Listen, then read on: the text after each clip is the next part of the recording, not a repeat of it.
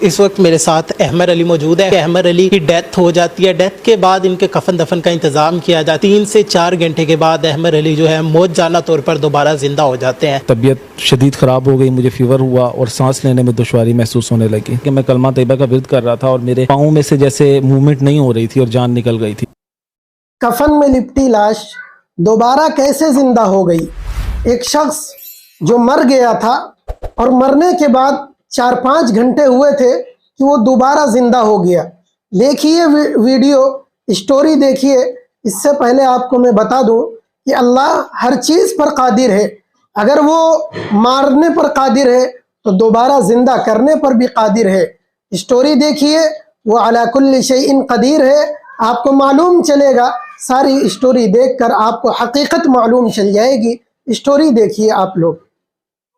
اس وقت میرے ساتھ احمد علی موجود ہے کہ احمد علی کی ڈیتھ ہو جاتی ہے، ڈیتھ کے بعد ان کے کفن دفن کا انتظام کیا جاتا ہے، ان کی قبر کھدوا دی جاتی ہے، جو مہمان تھے ان کو کال کر دی جاتی ہے۔ 3 سے 4 گھنٹے کے بعد احمد علی جو ہے موت جانا طور پر دوبارہ زندہ ہو جاتے ہیں۔ کیا کہانی تھی، کیسے زندہ ہوئے، کیا معاملات ہوئے تھے، کیا مسئلہ بنا تھا، کیا بیماری تھی، تمام تر کہانی انہی کی زبانی جان۔ جی بیسیکلی میرا تعلق ملتان سے ہے اور میں ایک ایف ایم آر جے بھی ہوں اور ایونٹ وغیرہ ہوسٹ کرتا ہوں۔ تو کراچی میں ایک ایونٹ کے سلسلے میں آیا ہوا تھا ایونٹ ہوسٹ کرنے کے لیے۔ تو یہاں ایونٹ کرنے سے پہلے ہی میری طبیعت شدید خراب ہو گئی، مجھے فیور ہوا اور سانس لینے میں دشواری محسوس ہونے لگی۔ اس کے سلسلہ میں جب میں ڈاکٹر کے پاس گیا تو ڈاکٹر نے میرے کچھ ٹیسٹ کیے، جس کے بعد مجھے بتایا گیا کہ کووڈ ہو گیا۔ مجھے کووڈ کی وجہ سے میں ایڈمٹ تھا اور دن بہ دن میری حالت بگڑتی رہی، فیملی میری دور تھی۔ اور اس کے بعد گھر پر رابطہ کیا گیا، میرے بابا اور انکل اور ہمارے ایک ہیلپر ہیں وہ بھی آ گئے تھے ساتھ۔ ادھر کراچی؟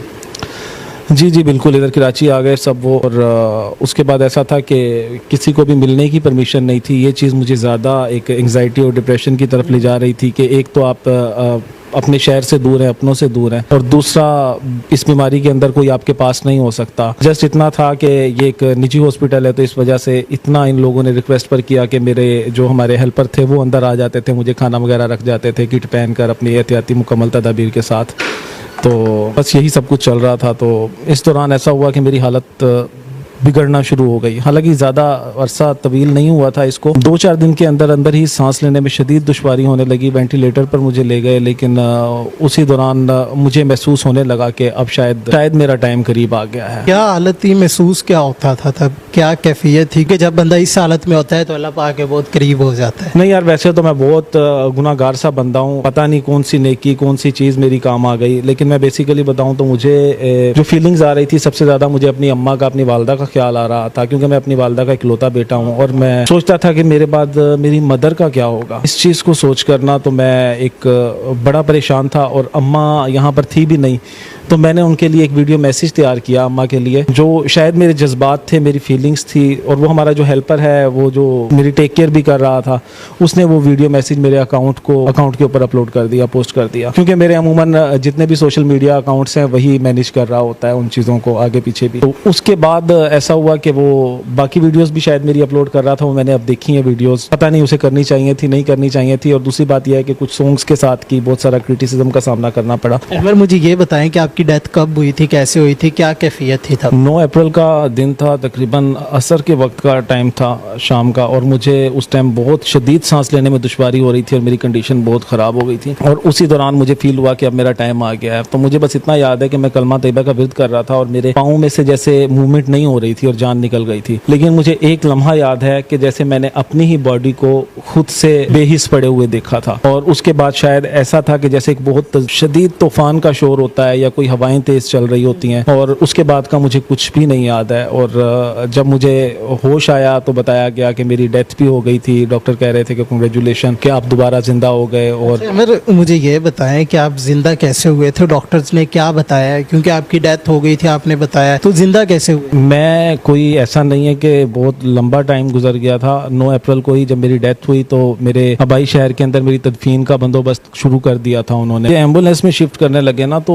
وائڈ बॉय का एक का थोड़ा ध्यान भटका शिफ्ट करते वक्त, तो मेरा बाजू एम्बुलेंस के साथ लगा। तो उसी दौरान वो शायद पेन की कैफियत थी या क्या था, मेरी बॉडी ने मूवमेंट की उस टाइम पर। तो कहा यह जाता है कि उसके बाद डॉक्टरों ने दोबारा से मेरा तिब्बी मुआयना किया, चेकअप किया, तो कहा जा रहा था कि उससे पहले आप फिर बेहोशी की हालत में थे, आपकी डेथ नहीं हुई है कैसे? पता नहीं उसी टाइम पर जिंदगी दोबारा मिली या बेहोशी की कैफियत में था, जो कुछ भी हुआ अल्लाह बेहतर जानता है। लेकिन हाँ, मुझे इतना याद है कि जो उस टाइम पर मूवमेंट हुई थी कि मैंने अपने आप को खुद से देखा था। अमर, मुझे ये बताएं कि जब आप दोबारा जिंदा हुए हैं तो इर्द गिर्द वाले जो लोग थे उनका क्या रिएक्शन था? बाबा कहते हैं एक पल के लिए तो तुमने सबको डरा दिया था, इर्द गिर्द के लोग तो दूर भाग गए थे, लेकिन बाप तो बाप होता है ना। तो बाबा ने गले से लगा लिया मुझे, और उसके बाद डॉक्टर्स ने बाबा को साइड पर किया और मेरा दोबारा से चेकअप किया, तसल्ली की। तो उन्होंने कहा कि जी बिल्कुल इनकी ज़िंदगी दोबारा से आ गई है, अल्लाह ताला ने मौजज़ा कर दिया, इट्स अ मेरिकल। और उसके बाद मेरा ट्रीटमेंट चला है अब, तो अब अल्हम्दुलिल्लाह मैं बहुत बहुत बेटर फील कर रहा हूँ।